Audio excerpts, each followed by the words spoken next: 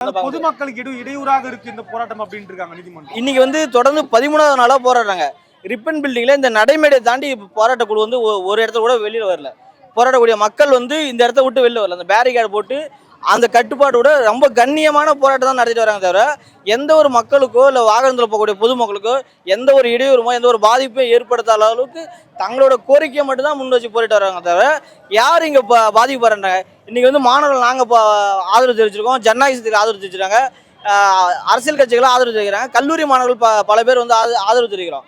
அப்போ எல்லாருமே ஆதரவு தெரிவிக்கன்னா அப்போ பாதிக்கப்படக்கூடிய பொதுமக்கள் யாரை சொல்கிறாங்க? அங்கே இருக்கக்கூடிய எங்கள் அதிகாரிகள் சொல்கிறாங்களா?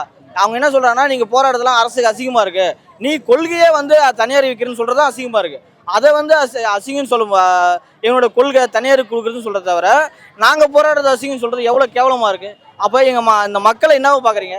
நாங்கள் போராடக்கூடிய மக்களையோ இல்லை போராட்டக்கூடிய எங்களோட கோரிக்கையோ எவ்வளோ கேவலமாக நீங்கள் சாதிய மனநிலையோட இந்த முதலாளித்தோட மனநிலையும் எங்களை பார்க்குறீங்க அப்படின்னு தான் பார்க்க முடியுது. கைது நடந்தால் என்ன மாதிரியான முன்னேற்பாடோடு இருக்காங்க அவங்க? அதாவது இப்போ கலைஞ்சு போங்க அப்படின்ற மாதிரி போலீஸ் வந்து எல்லா ஜோன்லையும் வந்து அறிவிச்சாங்க, சொல்லிட்டாங்க. ஆமாம், என்ன சொல்கிறாங்கன்னா, நீங்கள் கலைஞ்சு போங்க, அப்படி இல்லைன்னா நீதிமன்ற அவமதிப்பு வழக்கு உங்கள் மேலே தொடுக்க போடும் அப்படின்ற மாதிரி சொல்கிறாங்க. ஆனால் போராட்டக்குழு என்ன சொல்லியிருக்காங்கன்னா, நாங்கள் இங்கே தான் தொடருவோம் அப்படின்ற மாதிரி அறிவிச்சிருக்காங்க. நாங்கள் மாணவர்களும் இங்கே நின்று ஆதரவு தெரிவிச்சுட்டு இருக்கோம் அப்படின்னு சொல்லி. அறுவை சிகிச்சையில் கத்தி என்பது வரலாறு, ரோபோட்டிக் சர்ஜரி என்பது இன்றைய கூறு. தங்கம் புற்றுநோய் சிகிச்சை மையம், நாமக்கல் மற்றும் கான்பூர்.